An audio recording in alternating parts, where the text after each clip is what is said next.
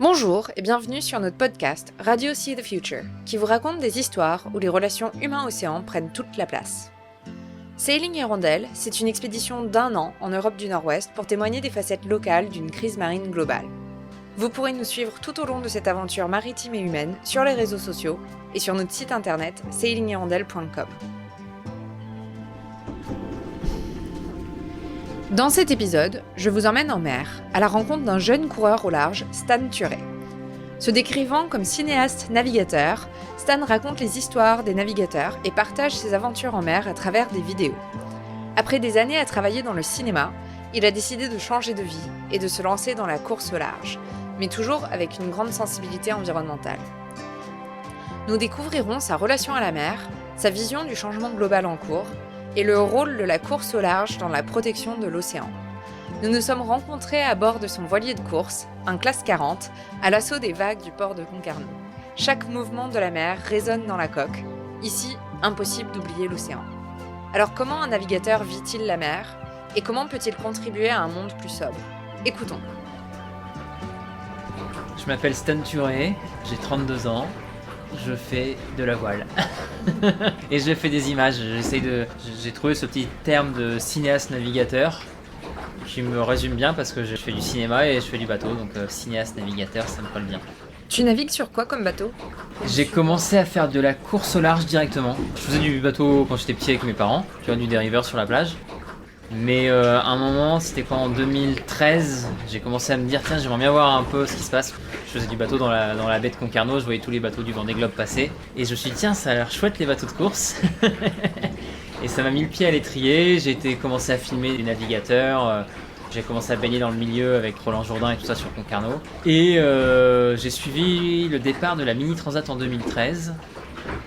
Et 6 mois après, j'ai acheté mon bateau, comme ça, alors j'avais jamais passé une nuit en mer, jamais fait de course, jamais fait de large, rien du tout. Et c'est comme ça que j'ai commencé à faire de la course. On est en 2020 et donc ça fait 6 ans que je suis là-dedans. Ouais. Et quel est ton parcours ? J'ai fait du mini, j'ai fait plein de petites courses côtières au départ. On fait le tour de l'île de Groix, ensuite on va un peu plus loin, on va au Sable d'Olonne, on va en Irlande. Et j'ai réussi au bout de 3 ans, j'ai mis 3 ans quand même à monter ce projet-là, et j'ai réussi à faire la Mini Transat, qui est une traversée de l'Atlantique en solitaire, sur un bateau de 6,50 m, sans assistance, sans communication avec la Terre, tout seul sur une coque de noix. Après ça, j'ai continué un peu à me poser des questions. Je me suis dit qu'est-ce que je fais, qu'est-ce qu'il y a d'autre comme projet. Et j'ai commencé à monter cette idée de faire un long métrage sur la course au large. Je voulais être sur un bateau plus gros. Et donc là aujourd'hui, on est, je sais pas, peut-être que ça s'entend autour de nous là. On est dans un classe 40, un bateau de 12 mètres, qui est assez grand, qui a un mât de 19 mètres, une quille de 3 mètres. Ça commence à faire un beau bateau. Et là, je m'apprête à traverser l'Atlantique. Si tout se passe bien, vers les États-Unis ou le Canada, si un jour il y a une course. Si le coronavirus nous empêche pas d'y aller, mais l'idée c'est de faire un film sur une transat. Qu'est-ce qui t'a emmené vers le cinéma ? En fait moi j'ai bossé pendant 8 ans dans le cinéma, j'étais assistant réalisateur, c'est ma deuxième vie la course là. Mais ouais, j'ai fait ça pendant 8 ans, j'ai bossé sur des longs métrages, j'ai fait ça entre 2008 et 2016 du coup. J'ai bossé avec Clapiche, avec Audiard, avec Tavernier, avec que des gens sympas avec qui j'avais envie de bosser, mais il y a un moment je tournais un petit peu en rond, j'avais envie de vivre une aventure, de sortir un peu du... Même si le cinéma c'est pas la vie normale entre guillemets, j'avais envie d'aventure, c'est pour ça que j'ai été vers le bateau. Naturellement, j'avais cette déformation de me mettre en scène et de raconter mes histoires, c'est pour ça que j'ai envie de filmer et de partager nos aventures. Donc tu naviguais déjà petit ? Qu'est-ce qui t'a fait revenir vers la voile et vers l'océan ? Je sais pas comment les gens vont vers l'océan, ça c'est une bonne question.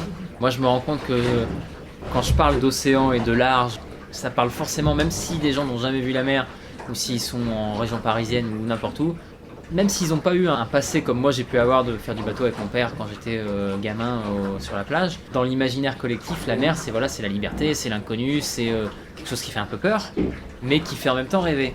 C'est un drôle de paradoxe, mais je pense que ça parle à tout le monde.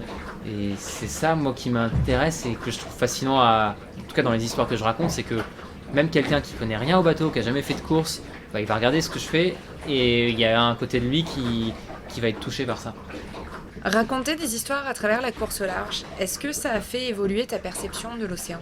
Ouais, au début j'imaginais ça, c'est rigolo parce que j'en parlais tout à l'heure, là il y a un petit Mini 650 qui vient de se mettre à coupe du ponton. Il me demandait un conseil et le conseil c'est qu'on a cette vision effectivement De se dire ouais c'est bien, c'est facile de partir. Aujourd'hui tout le monde peut prendre un bateau et partir. C'est un des espaces les plus libres au monde. T'as envie de naviguer, tu vas naviguer. T'as pas de limite.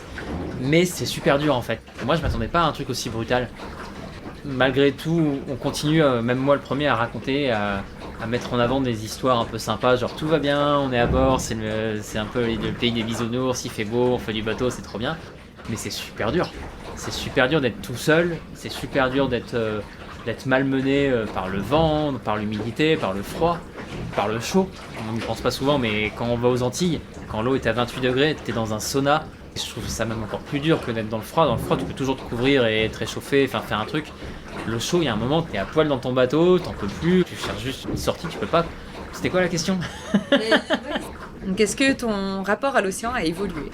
J'en avais une vision un peu idéalisée. Je sais que maintenant, j'aime toujours y aller. J'aime toujours être... Ce petit moment où parfois tu es en train de faire du bateau et d'un moment tu lèves la tête et tu sors un peu de ta bulle et tu dis bah ouais en fait là je suis juste au milieu de nulle part, je suis au milieu de l'Atlantique et ouais ça fait un peu flipper, ouais c'est dur mais c'est quand même sacrément génial.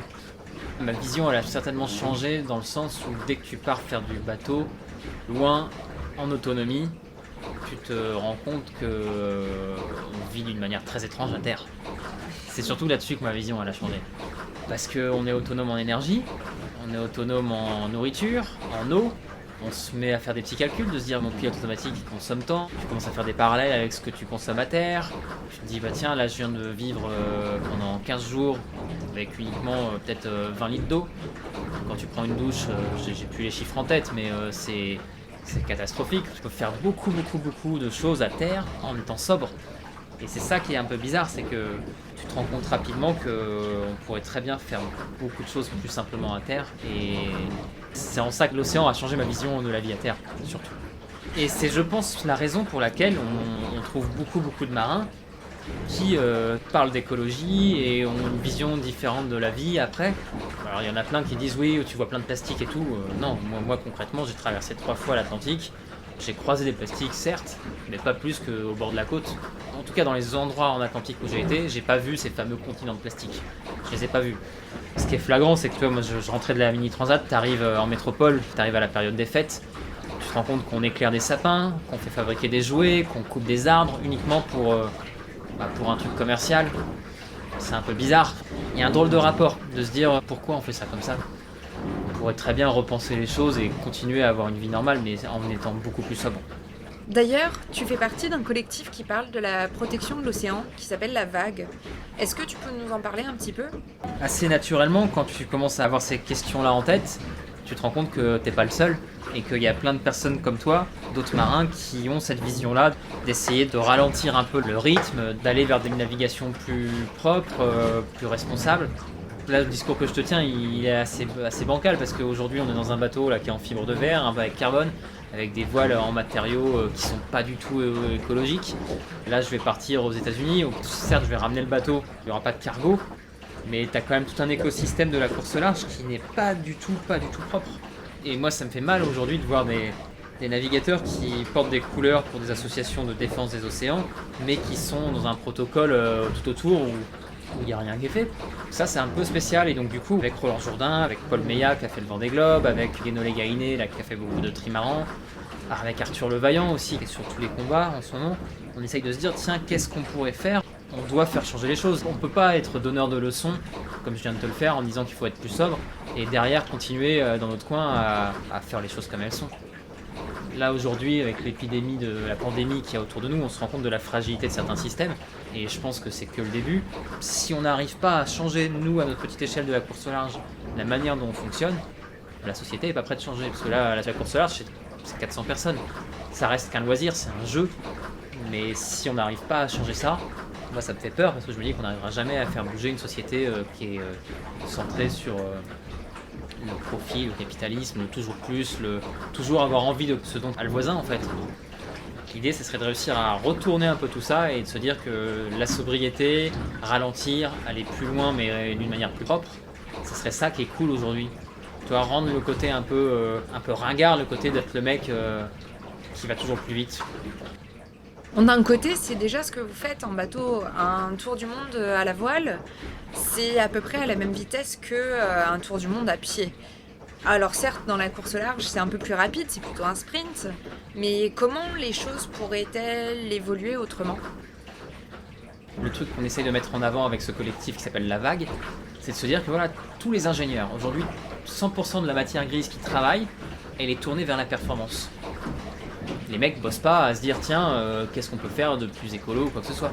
Donc le jour où on arrive un peu à mettre des règles et à dire il faut que le bateau soit propre. Aujourd'hui en France et dans le monde, s'il y a 10 ingénieurs qui bossent à trouver des applications concrètes sur les biocomposites, je pense que c'est peut-être le max. Alors que dans les carbones, dans tout ça, il y en a des centaines. Donc si d'un seul coup ces 100 personnes-là se mettent à bosser et à se dire tiens, on cherche des solutions, je suis persuadé qu'on trouvera des idées, quoi, c'est sûr. Et on est toujours créatif quand on a des limites, quand on a un cadre. Donc moi je pense que c'est comme ça qu'on va réussir à faire bouger un peu les choses. Ta prise de conscience environnementale, est-ce qu'elle est venue avec la navigation? Écoute, moi j'ai toujours grandi en passant mes week-ends en région parisienne, dans les forêts. J'ai toujours été dans la nature, j'ai toujours été un peu partout, mais c'est sûr que moi j'ai été dans l'école primaire dans les années 95, 98, 2000. Moi je me souviens qu'on nous disait faut pas jeter par terre. Je pense qu'on était la première génération à dire que c'était mal de jeter les choses dehors. La manière de penser propre, moi elle est apparue je pense il y a 4 ans, 4-5 ans. Et encore une fois, j'imagine que des gens qui ne font pas cette démarche de se faire un peu mal, de vivre dans l'inconfort et tout ça, tant que ça marche, pourquoi ça changerait en fait? C'est pour ça que je pense que c'est bien qu'il y ait des gens qui aillent taper un peu du poing, qui fassent des actions un peu coup de poing parfois pour montrer ces trucs-là. Et si nous, marins, on peut réussir à montrer un petit exemple, le petit rôle à jouer qu'on a, qui peut nous sortir un peu de notre côté un peu égoïste, parce que c'est un sport égoïste la voile. Ok, je partage mes aventures, je partage mon truc, je partage avec mon sponsor, avec les gens qui me suivent. Mais si ça peut être en plus un petit déclencheur de dire ah ouais, regardez, pensez à ça, regardez là, je viens de passer toute la journée avec très peu d'énergie, j'ai rechargé avec mes panneaux solaires, je m'éclaire avec une lampe frontale, des choses comme ça fait travailler. Et est-ce que tu essayes de transmettre ça dans tes vidéos? Le dernier tournage que j'ai fait c'était en 2018.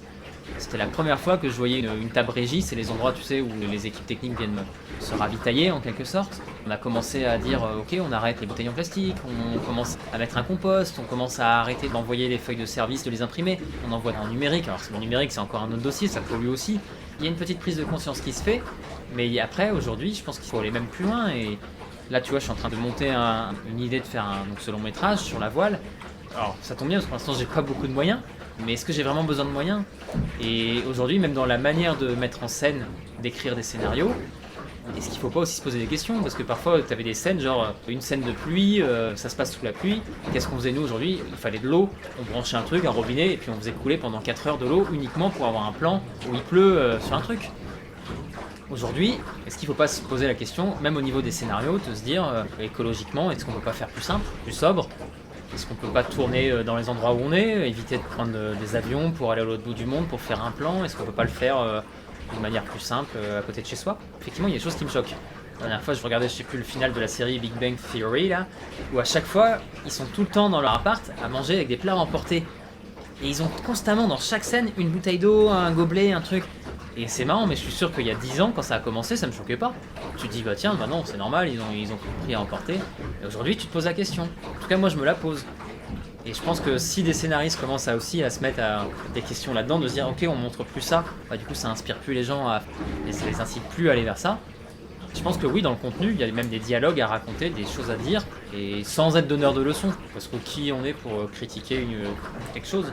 Mais en tout cas, si on peut inciter à réfléchir, moi c'est comme ça que je vois les choses et de me dire que je fais un petit impact positif à mon échelle. Si tu devais distinguer un enjeu principal auquel fait face l'océan aujourd'hui, pour toi, qu'est-ce que ce serait? Je pense que ce qui est le plus compliqué, c'est le réchauffement. C'est le réchauffement de l'eau. Je vais te dire, ça fait 6 ans que je commence à m'intéresser vraiment aux navigations océaniques. Mais là, tu vois, l'hiver qu'on vient d'avoir en Bretagne, on n'a jamais eu autant de coups de vent enchaînés. Depuis, je sais plus, les années 70, depuis qu'il y a des relevés précis, les coups de vent n'étaient pas hyper violents, mais la fréquence et la répétition, j'ai lu un article qui disait que c'était en partie dû au fait que le climat était très doux, on n'a pas eu de froid. Et si le climat est doux, c'est parce que l'océan est chaud. L'océan est de plus en plus chaud, les relevés sont partout alarmistes. Et je pense que c'est un vrai problème. J'ai été, quand je suis arrivé aux Caraïbes, j'ai été nager un peu dans les coraux. C'était la première fois de ma vie que je faisais ça. Moi, j'en avais une vision. Tu vois, j'ai grandi en regardant Thalassa aussi. Je me dis tiens, je vais voir des poissons partout, des coraux. c'est tout mort en fait. Les coraux qu'on voit sont pas du tout ceux que moi j'avais en tête. Tous les gens te disent ça se dégrade, ça se dégrade, ça se dégrade. Donc il y a le réchauffement des eaux, l'acidification aussi. Ça, pour moi, je pense que c'est le principal problème. Les gens s'en rendent pas compte parce qu'on parle de, 0,5 degrés, 0,8 degrés, mais c'est énorme. Et encore une fois, je suis pas scientifique, je fais juste répéter ce que j'ai lu et ce que j'ai entendu autour de moi. Est-ce que le changement climatique et le changement global posent des questions dans la course au large ? Typiquement, il y a de plus en plus de cyclones dus au réchauffement des eaux. Il faut savoir qu'un cyclone, qu'est-ce qui se passe ? C'est une accumulation d'énergie. Et cette accumulation d'énergie, à un moment, elle doit se retransmettre. Et donc, elle se retransmet par des mouvements d'ascendance verticaux qui créent des nuages, qui créent des énormes cumulonimbus sur l'Atlantique. Et derrière, ça se décharge. On en a de plus en plus. Quand tu vois tous les ouragans aux États-Unis, Katrina et compagnie, ça va faire que s'intensifier. Donc oui, nous, on voit un impact concret qui est qu'il y a des zones de course et des créneaux météo qui sont de plus en plus compliqués à trouver pour les départs. La météo se change et c'est pareil, un des impacts concrets, nous, qu'on a... là, on a vu qu'il y avait des coups de vent, mais quand tu regardes dans les stations de ski, ils n'ont pas eu de neige, ou alors ils ont eu des redoux énormes. C'est aussi un impact sur plein d'autres trucs auxquels on ne pense pas, mais sur l'agriculture, à la neige en montagne, à plein de choses comme ça. Donc ouais, il y a un impact. Et par quel vecteur tu sensibiliserais à la question du changement climatique ? Je pense que d'aller voir les enfants. Les enfants, aujourd'hui, ils assimilent des choses très vite et ils comprennent très vite les choses. Aller expliquer aux enfants que, effectivement, comme on a dit tout à l'heure, tous les petits gestes comptent et que c'est en faisant des petits gestes et des choix qu'on peut faire changer les choses, pour moi, c'est ça. C'est le meilleur truc à faire. Quand tu mets une idée dans la tête d'un enfant, il va s'en souvenir longtemps et ça va le marquer. Et derrière, il va aussi parler à ses parents et je pense que c'est par là que ça va changer. Dans ta vie de cinéaste navigateur, est-ce que tu aurais une anecdote à nous raconter ? Je vais te raconter un truc, c'est une question qu'on me pose très souvent, c'est de me dire est-ce que tu as peur parfois quand tu es tout seul en mer ? Et moi j'ai rarement eu très peur, je me suis jamais senti en danger, même dans des coups de vent et tout. On arrive à maîtriser à peu près le bateau, même si t'es pas confiant, mais tu arrives à maîtriser à peu près le truc, à te dire ok là ça va passer, si je fais ça, si t'es malin, tu t'en sors toujours, en étant toujours assez humble par rapport à l'océan. Mais le seul fois où j'ai eu vraiment très peur, c'était au large de la Mauritanie, où j'étais tout seul sur mon petit bateau. Et j'ai commencé à voir un petit point blanc qui se rapprochait, je me suis dit tiens c'est peut-être un pêcheur, un petit truc. Je change de cap, j'empanne, je fais le cap au sud, je vois le point qui se rapproche de moi. Puis là d'un seul coup je vois une lampe frontale qui s'allume, une deuxième, une troisième, une quatrième, une cinquième, une sixième. Et là je me dis c'est quoi, c'est des pêcheurs, c'est des pirates. Je vois le bateau qui passe à 100 mètres de moi, il fait demi-tour, il commence à me suivre. Et là je me dis bon ça y est, je suis tout seul sur mon bateau, j'ai pas de valise, j'ai pas de téléphone. Je vais me faire enlever, je vais me terminer en otage dans le désert. Quand tu te mets à faire des films dans ta tête, finalement les mecs sont partis, ils ont dû se rendre compte que c'était un tout petit bateau qui avait rien à voler. Tout ça pour dire que le seul danger c'est un peu l'homme. Dans toutes les dystopies qu'on voit, à chaque fois on se rend compte qu'on est un peu notre propre ennemi. C'est un peu ce qu'est en train de nous rappeler le coronavirus en nous disant que nous on est un peu un virus, on fait du mal à notre environnement. J'ai pas la solution mais je sais que en tout cas, il y a des choses à faire et c'est plutôt l'homme lui-même qui doit se comporter un peu mieux pour que les choses aillent mieux. La pandémie du coronavirus nous a forcés à ralentir, nous accordant un peu de temps de réflexion pour imaginer le monde de demain. Notre mode de vie devra s'adapter au changement global en cours, mais nous devrons aussi atténuer notre impact pour que les sociétés humaines et tous les écosystèmes soient les plus résilients possibles. Pendant ces 2 mois de confinement, de nombreuses initiatives sont nées et se sont développées. Chacun peut y contribuer à son échelle pour qu'ensemble, nous allions plus loin. Merci de nous avoir écoutés pendant cet épisode de Radio See the Future et à bientôt pour le prochain épisode sur sailinghirondelle.com.